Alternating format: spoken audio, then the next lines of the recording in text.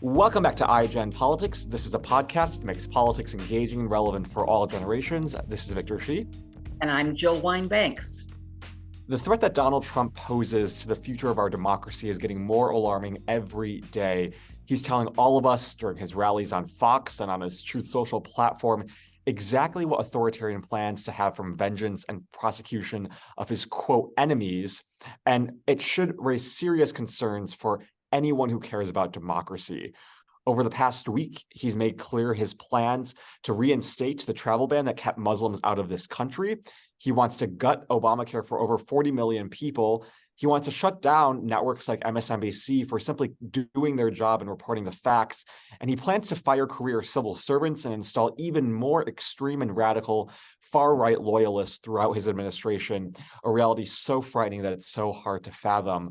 But we must take all of these threats seriously if we want a democracy after this election. When someone tells you who they are, believe them. And today we are joined by Jonathan Karl, who you know, I'm sure, not only because he's been on our podcast before for his first book, but because he is a regular on TV. John has had a hot new book out called Tired of Winning: Donald Trump and the End of the Grand Old Party. Yeah, Tired of Winning. What a great title, because he sure isn't tired of winning, because he loses so much. That title inspired my hashtag Jill's pin for today. It was a gift bequeathed to me in someone's will who asked me to wear it when Donald Trump was gone. And although he's not quite gone, and even though the words in his two book titles were final and the end, and I'm not sure we're quite there yet, I still was inspired to select this pin for today. I have ordered a loser pin, but it hadn't arrived yet, so I'm definitely happy to be wearing that. Anyway, I am very excited to have Jonathan Karl with us. He is currently the chief Washington correspondent for ABC News and co-anchor of This Week. He has covered every single major possibility of a beat in Washington. He's been the White House correspondent. He's been the Pentagon reporter and the State Department reporter. He's reported from more than 30 countries. He has also been the president of the White House Correspondents Association. So, John, you are exactly the right person we want to talk to today, and we are delighted to have you here to talk about your book and much else in Washington politics. Thanks for joining us today. It's great to be back. Thank you for having me. No, it's so great to see you too. And the last time we had you with us, we talked about your former book called Betrayal, which has a subtitle that reads "The Final Act of the Trump Show." Obviously, the final act is not yet over, and even the words "the end" in your new book, while I would love for it to be that, and maybe wishful thinking. So tell us what you discovered with your new book that will give us hope that this is the final act and the end of the GOP. Well, I guess you could look at Betrayal as being the final act, but perhaps not being over. But I did think that was the end of Trump after he left the White House, disgraced and defeated, and soon to be, president soon to face an impeachment trial in the Senate. That would take place with 7 members of his own party voting to find him guilty. Not enough to convict him, but an absolute high watermark in American history. But I set out to write this book, and frankly, the storyline changed. I thought I was going to be writing about the sad, lonely demise of such a president, such a former president, and when I started it, the idea that he would emerge as once again the power, the leading figure of the Republican Party and a presidential nominee seemed preposterous. It certainly doesn't seem preposterous now, and that was over the course of my writing the book, and you can read it. The story arc. I write about. There's a chapter in there called "Dark Days at Mar-a-Lago," which describes his first days after he left the White House, which were indeed dark.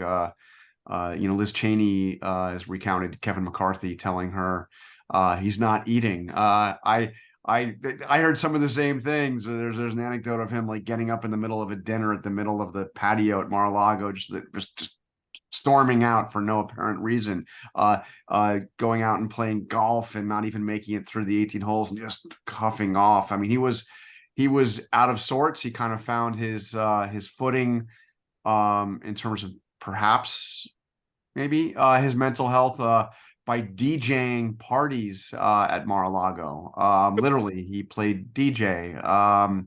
This did not seem like a guy that was on a trajectory to retake the political world at all, even up through his announcement of his third presidential campaign, which was just in November of last year, November 15th. I was there. I was there at Mar-a-Lago. I was there, but very few people that had been with Trump on his previous campaigns or in his White House were there because they thought this was a losing mission. I mean, there were no members of his cabinet, confirmed members of his cabinet there. There were none of his former campaign managers were there. None of his former chiefs of staff or press secretaries, or it was like people like Roger Stone and and brick suit man, the guy that wore brick suit styled suit, looking like a brick wall, was there in the second row. I mean, this is like D-list Trump world celebrities. Anyway, so the book did change, and now when I refer to the end, it's it's Donald Trump and his takeover of the Republican Party, and really destruction of what the Republican Party once was, the end of the grand old party, the end of the GOP as we knew it. Yeah, I want to ask you a follow-up question, because it is clear from your book that he was fading and should have faded and should have been gone. The GOP, in my mind, is gone. Whatever is left of what is called the Republican Party is not the grand old party of my youth, or even of my adulthood. But I'm wondering about his mental capacity, his mental state, from two different perspectives. One is, do you think that the words that he spews have convinced him that he is God, that he is the savior, that he is their retribution, that he is their revenge, that he and he alone can save all of them? And that he's sort of portraying himself in a way that makes me wonder if the words are helping him to accept that he didn't lose. He's really the power. Do you think that's going on? Is that what you saw? Well, there is a central question that affects the legal cases here about whether or not he knows he lost or whether he truly believes he won. And so this is just answering part of your question. It seems to me that he clearly knew that he had lost in the immediate aftermath, and couldn't acknowledge that fact because he thought it would destroy everything. If he was seen as a loser, his support base would melt away. He's not the kind of guy. I mean, I tell you that the comeback story is one of the great American stories. Somebody losing and coming back, but I don't think that's a story that, even though he did write a book at one point called The Art of the Comeback, which, by the way, is not one he talks about much. He doesn't pay, because to acknowledge that you need to come back meant that you Right. failed, and he can never ever do that. But I do believe that he has lost touch with reality, and I think he probably does really think that this election was stolen, and maybe he thought Chavez did it with voting machines from the grave. I do think that the guy has, and this is not me. This is people close to him who I've talked to, and I interviewed everybody around him, and for the most part, people spoke with great candor, and use that phrase to describe him as being kind of out of touch with reality. I mean, there's another section of the book that talks about he became obsessed with this idea that he could get reinstated as president of the United States before the next presidential election. I mean, this is whack stuff. This is this is QAnon, the far reaches of, outlandish conspiracy theories. But they were emanating from him. I mean, I didn't realize this until I started, working on this book. This was actually something that he was obsessed with, talking incessantly to the people around him, and not like a lie that he repeats publicly, because he wasn't talking about it publicly. I think he had enough sense that to say it publicly, people would question his sanity. But he was talking about it incessantly with the people around him, and pushing it and pushing it and pushing it, that somehow Biden was going to be ejected from the White House because the world was going to see just how, stolen that election was. I mean, it's crazy. It is crazy. Crazy, but it also is devious strategy. It could be part of a plan to sell that idea to his followers. But I think, Victor, you had a follow-up. Sorry. Yeah, well, I mean, John, you mentioned the fact that, when you were at his announcement in November, that there weren't many people left from his first administration in his first campaign. Give us a sense of who was at that announcement, and who are some of the people that are surrounding him now and giving him advice that clearly does not seem to be in kind of reality. Mike Lindell was one of the most high-profile people there. And Mike Lindell, the My Pillow salesman who had actually publicly talked in 2021 about the idea, the belief. He said that Trump was going to be reinstated on August 13th, 2021. He had a very specific date, and I don't know if you remember this. There's no reason why you should, because it appropriately didn't get much coverage.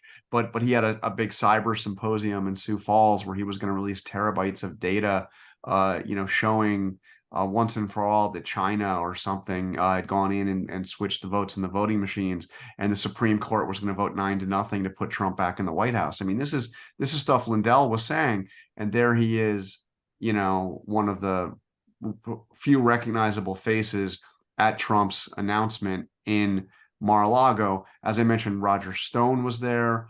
Also, Sebastian Gorka, who is somebody who served in the Trump White House, but didn't last long even there. He's best known for selling relief factor pills on Fox and various other places. It was Boris Epstein, who is another guy who only lasted a matter of months in the Trump White House, has now emerged as, maybe one of his very most important advisors. He was there, but you didn't see people like, any of his chiefs. I mean, not even Mark Meadows was there. Mulvaney, Kelly, Priebus. Obviously, none of those people were there. I mean, not even Bannon, was down there. There was no Kellyanne Conway. There was no Sean Spicer. There was, really, Hope Hicks. None of the people that you kind of you think about when you think about Trump's 2016 campaign, or when you think about his White House. They all, they were like, no go. And also, he made a real effort to get members of Congress to show up. And as far as I could tell, there were only two. And one of them was Madison Cawthorn, who had lost the Republican primary in Georgia. So he was about ready. This was November of last year. Was about ready to pack up his office and become a former member of Congress. He was there. It was really a pathetic scene. But I track where that's kind of like a low point for Trump. There was a poll that came out a month after he announced in the Wall Street Journal that showed Ron DeSantis beating him by about 20 points. DeSantis was over 50. Trump was in the 30s. And, this did not look like a guy that was about to come back, but he found a message sometime after that, which I write about. And it was this message of victimhood and retribution. I'm a great victim of the deep state. I am, they're coming after me because their real target is you, he would tell his supporters, and I'm standing in the way. He sold this.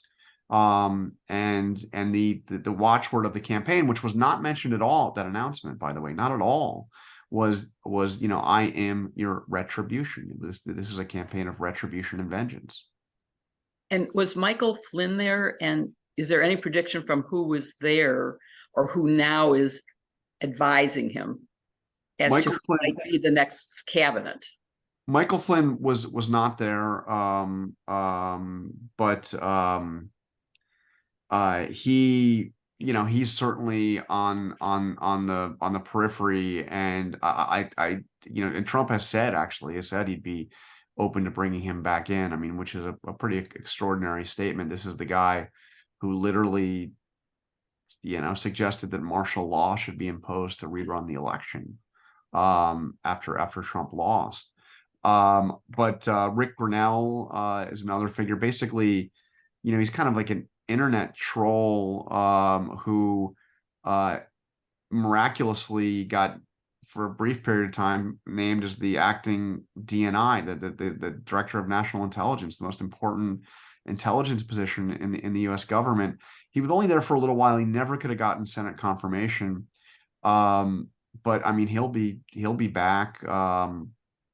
This will be a second term that is where the single most criteria to have a position in the West Wing or in a cabinet is loyalty to Trump. And policy position is almost irrelevant. I mean, I don't really think there are Trump policies per se. It's really about unquestioning loyalty to one man. Right. But all right, that's terrifying, of course, that those people who were the ones who let the guardrails down could be a cabinet. But I just want to, you said in a second term, that's an if there is a second term. And there's a lot of work that has to be done to assure that democracy doesn't end and that the GOP does go away and Donald Trump goes away. So I should clarify, I think it is highly unlikely that there is a second Trump term, but I think it's important to confront the reality that it's possible. I actually think, I mean, we're only about 6 weeks away from the Iowa caucuses. I think it's possible that Trump loses the Republican primary. I mean, as I just mentioned, this has not been a straight line. I mean, he was at the start of this a candidate that was losing to Ron DeSantis. Now, DeSantis has proven to be less than a stellar candidate, and Trump found his message, and et cetera, et cetera. But I've been covering politics enough, and I know that Jill, you've watched politics very closely and for a long time, and we've both seen candidates that seemed inevitable crash and burn. And if there's ever a candidate for crashing and burning, it's somebody as volatile and undisciplined as Donald Trump. So I don't rule out that he loses the Republican nomination. He's obviously the front runner, and I'm like one of 5 people left who thinks that he's not the inevitable candidate. But I don't think it's inevitable at all. Yeah, I mean, anything can happen, truly. But let's turn to some of the other revelations that you mentioned in the book. And there's one that's particularly relevant right now, which is you write about Kevin McCarthy and his plan to release all the January 6th footage. Oh, yeah. Didn't, but his successor as Speaker, Mike Johnson, released all the footage a couple of weeks ago. Have you done any reporting on Mike Johnson specifically and how close of a connection he has with Trump and just the sort of threat he poses to democracy and the Republican Party as it's now constituted? I actually, in Betrayal, I wrote rather extensively about Mike Johnson, who at the time was somebody nobody really had probably knew his name, or Congressman Johnson, who the hell's that guy? But he was a pivotal player, as now Liz Cheney has written, in the effort to overturn the election. I mean, one of the more shameful episodes in that period between the election and January 6th was the Texas Attorney General case to the Supreme Court to try to throw out. This was the state of Texas attempting to go to the Supreme Court to throw out the electoral votes of states that weren't Texas. I mean, it was like, why is Texas have a say in how Michigan or Pennsylvania, allot their electoral votes, and the way, and Johnson's role in that was to draft an amicus brief in support of that lawsuit, and then to go methodically to get members of the House to sign on to the amicus brief, and doing it with a threat to his own fellow Republican members. He sent out the brief to everybody, asked everybody to sign on to support, and said that he would be reporting back to Donald Trump who had signed on and who hadn't. And that Trump is very interested. I mean, it was obviously it was a total threat. And as you recall, and I recount in the book, and this is a really important moment in this effort to overturn the election that has largely been kind of forgotten.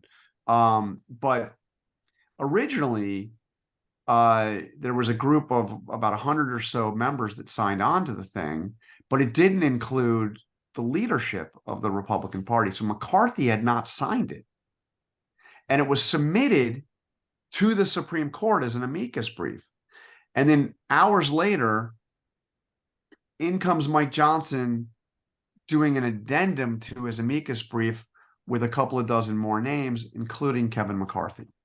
Mm-hmm. And the explanation was that there was a clerical error. He just left off some names, like the Republican leader of the House. I mean, it was clearly, McCarthy was worried about the retribution that he would face from Donald Trump.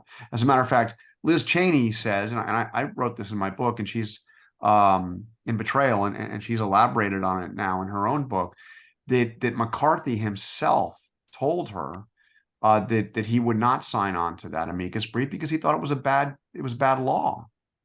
It was. Well, it was atrocious law, and the Supreme Court didn't take it up. Like, they basically said, "Are you kidding me?" Amazing, but it was a joke of a lawsuit, and had all this crazy, allegations of fraud that were entirely unfounded. So the law was bad, the facts were bad, the whole thing was a disaster. And the idea that the vast majority of the House, the Republicans in the House, signed on to this thing is a stain on the history of that institution, I think. Which brings us back to the end of the GOP as it used to be constituted. And I'm old enough to remember when the GOP was a group you could debate with on facts that we all agreed upon. There was bipartisan compromise to get things done, but that's gone. That's long gone. So based on the people you interviewed, is there any optimism? Is there any hope that the party can be restored to what it once was? Obviously, you mentioned Liz Cheney, and her book is out, I guess, yesterday or a few days ago. And she's been very outspoken about her skepticism that there is any way to save and return the former GOP to what it used to be. I actually end on somewhat of a note of optimism. And I talk about the profiles in courage within the Republican Party who stood up to Trump, some of them inside the White House, some of them in Congress, some of them in the states. So I don't think that it's over yet. As I said, I don't think that the nomination's over. There are, there are Republicans who are horrified by what has played out, who are desperate to turn the page on this. Some of them have made that clear publicly. Some of them have been all too quiet about that, and are kind of, wishing that he'll disappear.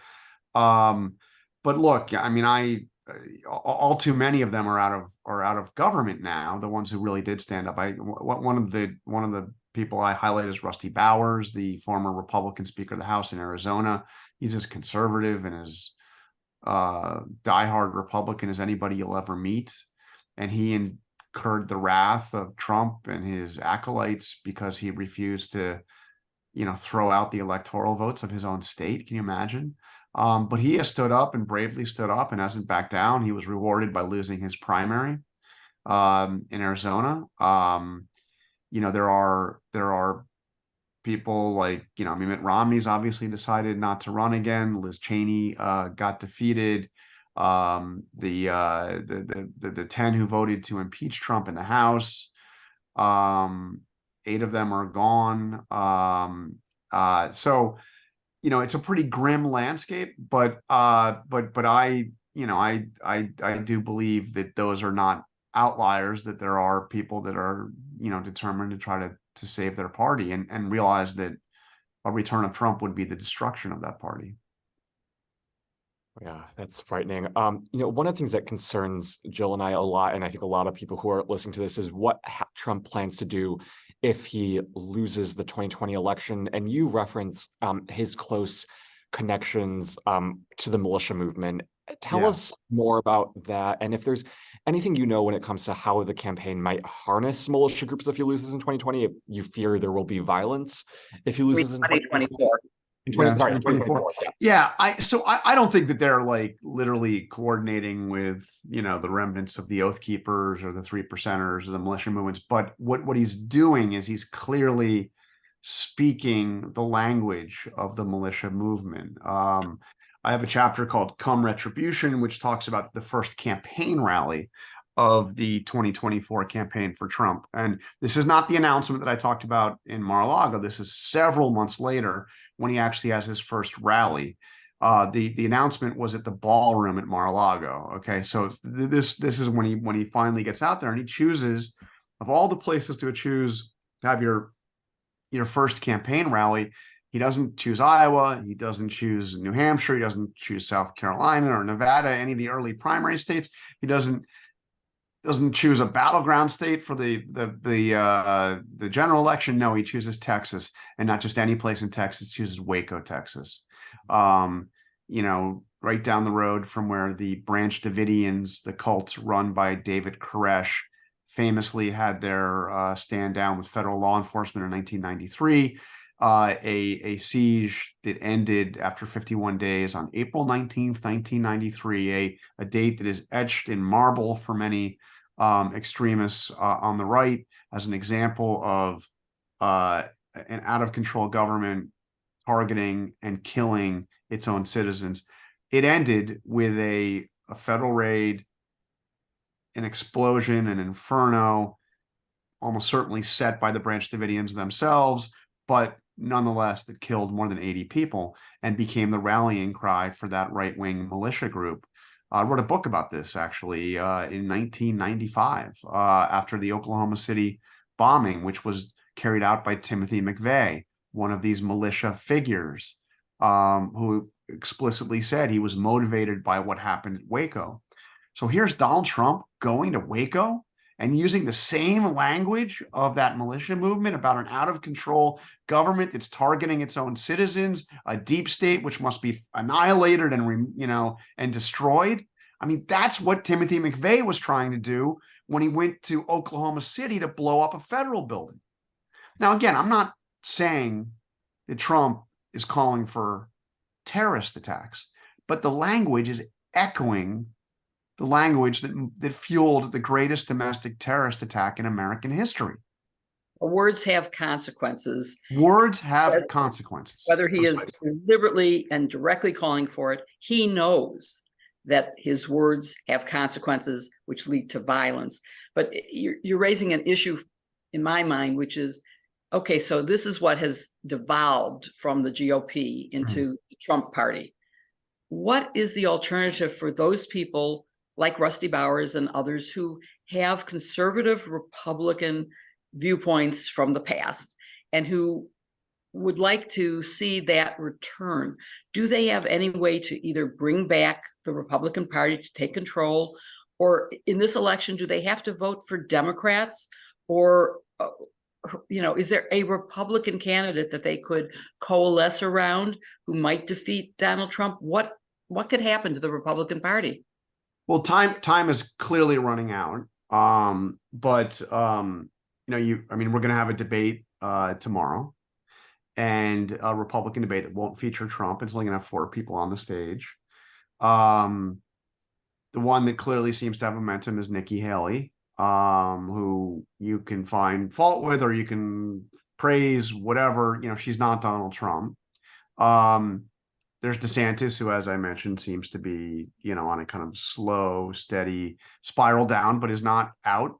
And there's Chris Christie, who is barely made the debate stage. It was just announced, who is now reviled by much of the Republican base. But I wouldn't surprise me to see him catch fire in New Hampshire. I don't know what he does after that, but who knows when something like that happens. So look, there are possibilities out there, but we're going to know this very soon. And the question that you're really getting at is, what do they do if Trump is the nominee? I think that part of this might depend on Democrats. I think that I think Joe Biden has this instinct, and he tapped into it in 2020, but it's finding a way to appeal to those that are horrified by Trump, but they certainly aren't left wing. And there's a lot of impatience. There's a whole, as there's an active, energetic base of the Democratic Party that pushed Biden very hard to have a progressive agenda, which he did. One of the boldest and most progressive agendas, I think, of a president since LBJ.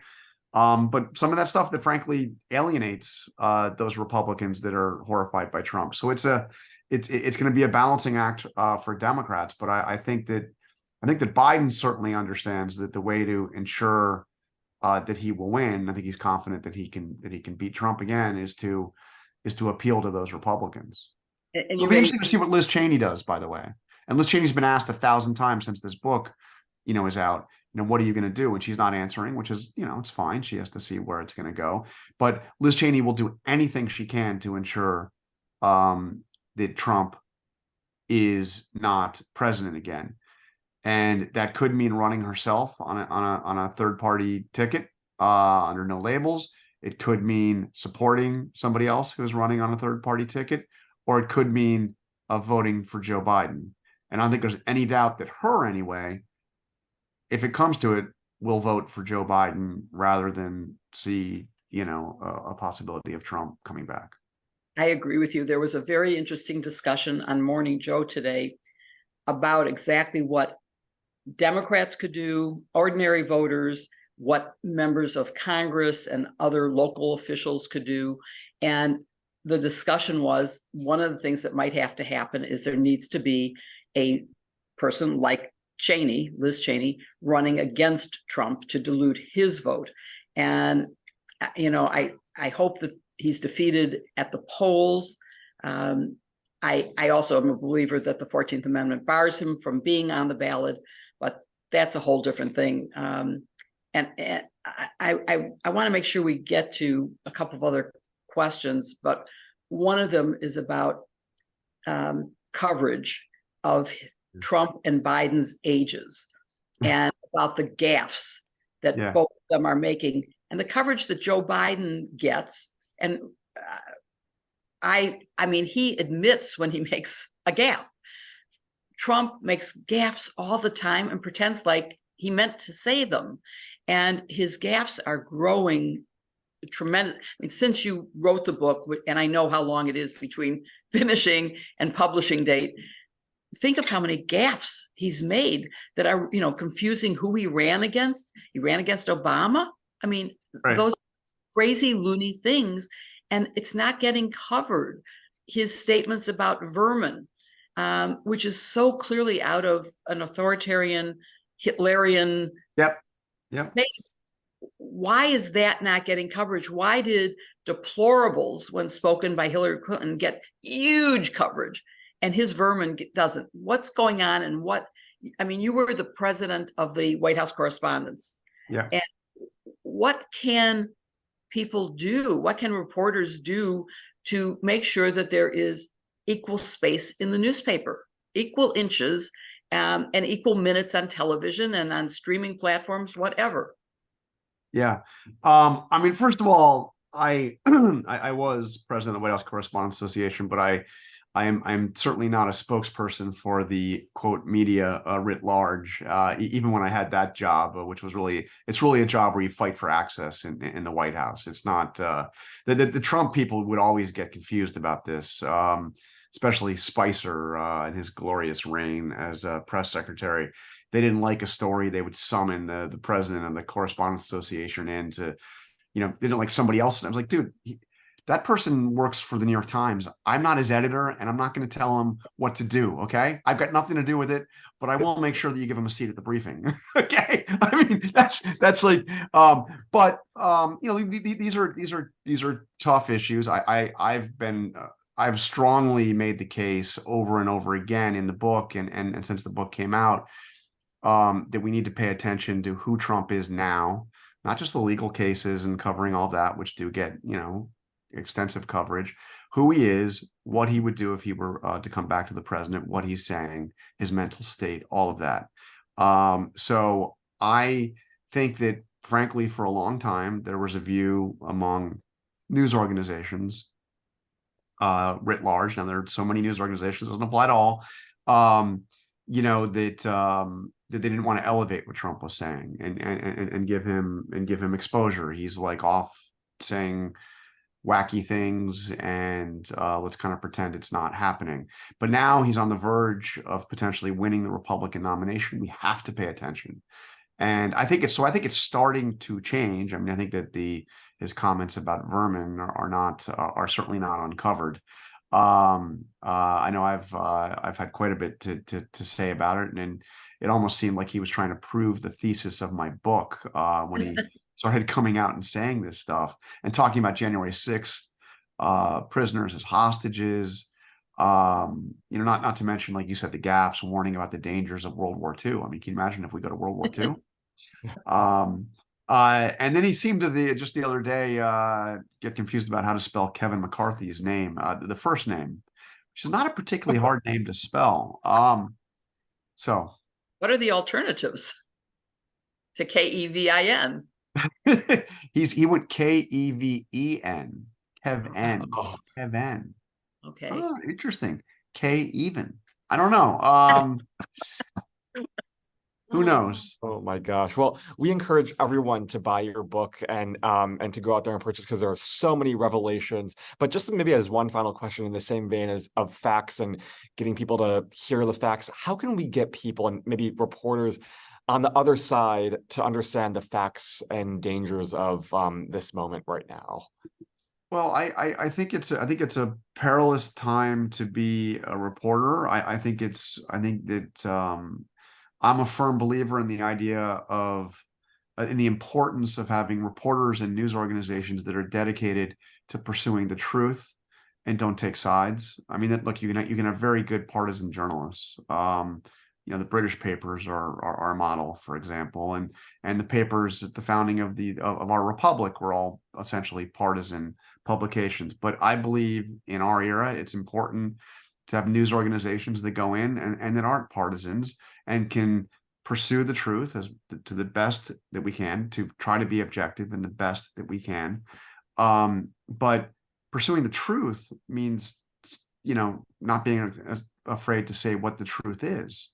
And when you have somebody like Donald Trump, who has proven that he will defy the laws of our country, when he will openly talk about suspending the Constitution, when he has a track record of trying to overturn a presidential election, it adds up to being a threat to American democracy. And we have to be willing to say that and report that, because that's where the facts take you. Now, that said, my core of my being as a reporter is I don't take sides. But the one side that I will always take, and that I would encourage, my colleagues to take, is the side of the truth. Well, that's the right side to be on. I just wish editors were more balanced in the time they spent on the false information or the false comparisons and criticizing. And I don't know if you know, but both Victor and I were Biden delegates. We were strong supporters of his. We thought he was the right person at the right time to balance the extremes in our country. And I still believe that to be true, that he remains the right person at the right time. But I see the coverage, and it just sickens me to see how much, and even the late night shows that make the jokes, they're always joking about Joe Biden's age. And honestly, he's much healthier mentally and physically. He rides a bike. Yeah, he may fall off, but he's not falling off a golf cart. I mean, really, a golf cart is not exactly exercise. So, right. I wish the press would cover the ill health and age of Trump at least as much as they pursue Biden's age, because he's a younger person at his age than Trump is at his, and he's only a few years younger. It's not like there's a huge... No, they're both they both make Ronald Reagan in 1980 look like a very young man. Yes, exactly. So I think the advice from you is get out and vote and be involved in politics, and make sure that you understand, read Jonathan Karl's book, read the papers that portray facts, and get off social media, which is unvetted, and where people can say anything. That is, to me, the scariest part of this. I want to go back to the era where facts mattered and where Republicans listened and there was bipartisan cooperation. And I don't think it's impossible to do. And no, it's not. Your book gives us some hope that it is possible to return to a GOP like there was, I don't know, when do you think the decline started? Was it Donald Trump, or was it a long time before Donald Trump? I mean, Dana Milbank of the Washington Post wrote a book that makes the case that this goes, back to, essentially to the Gingrich era and even before. But look, this is different. This is different. I mean, the Trump era is different. It is fundamentally a lack of respect for rule of law from a party that has made the case that it stands for rule of law. So this is different. So I think you can all have all kinds of talk, and that's fine. You could talk about how Republicans lost their way at any different point, or those are debates I'll let others have. But this is different. This is different. Well, thank you for writing the book. And maybe it doesn't matter when it started. It's when will it end? It's worse than Watergate, and it must end. Oh, it's much worse than Watergate. Yes. Yes. Thank you very much. It's great to talk to you guys. Thank you very much. Write another book and come back. All right. Take care. We'll see you. Thanks so much. You. Bye-bye.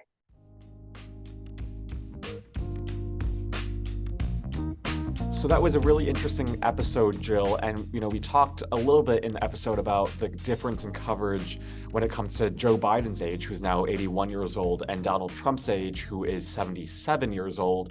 Like you said, Joe Biden, at least as far as we can tell, is still very, very active. He maintains a very regular schedule. He travels a lot. He traveled to 2 war zones during his presidency. He's gone to, I remember his trip to Southeast Asia. He did that in basically 3 days and then came back to America, and he was back on regular schedule. So, it seems like he's still very active, but you wouldn't know that from the amount of coverage that he gets in the media about his age and his lack of mental capacity.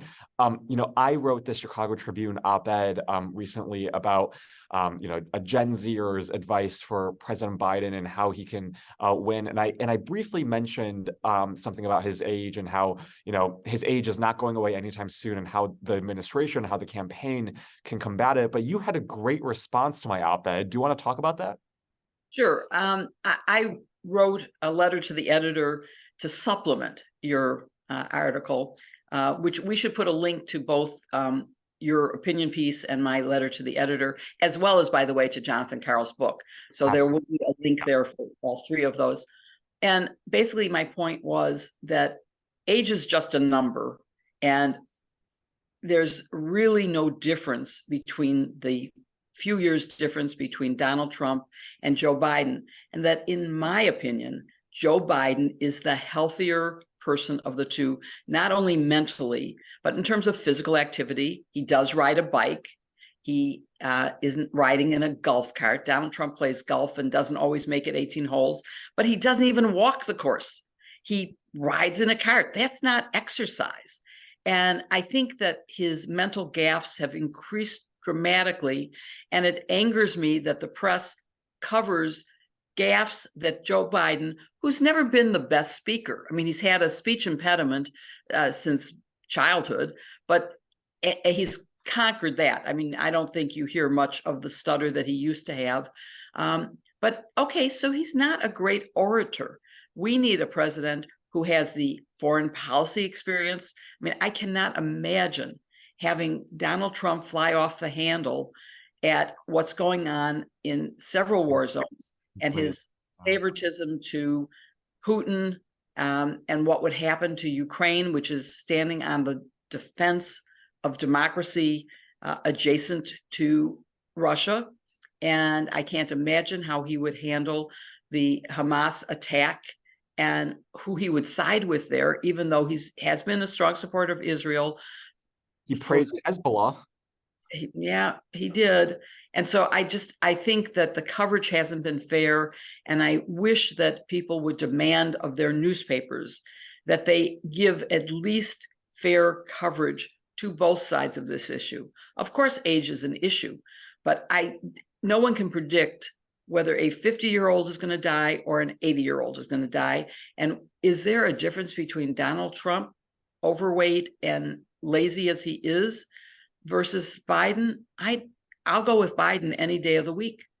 You know, it seems like the media, at least to me, is trying to find all like the smallest of things and trying to connect that to his age. And there was a great actually Huffington Post article that was written up over the weekend about Kevin McCarthy attacking Joe Biden for using notes. And, you know, Kevin McCarthy's 58 years old. And the headline, I'm paraphrasing here, but it was like, even Kevin McCarthy as a 58-year-old has to use notes. And they included a bunch of pictures of Kevin McCarthy in public using notes in front of him, saying this isn't about age. This is just something that all politicians do. But Republicans try to frame this as an indication that President Biden is old and that, you know, he doesn't have the capacity to remember things. You know, I can guarantee you, anyone who's ever gone in public and you know, given a speech, you know, there might be a few people who don't use notes, but most people have a note card in front of them, have some sort of, you know, written out speech in front of them. Otherwise, you know, you'd be crazy not to. So it's so absurd what they're trying to do. But I hope that more publications will do what the Huffington Post does and says, you know, look, if you want to try to attack Biden for what he's doing, let's look at other examples of younger people doing the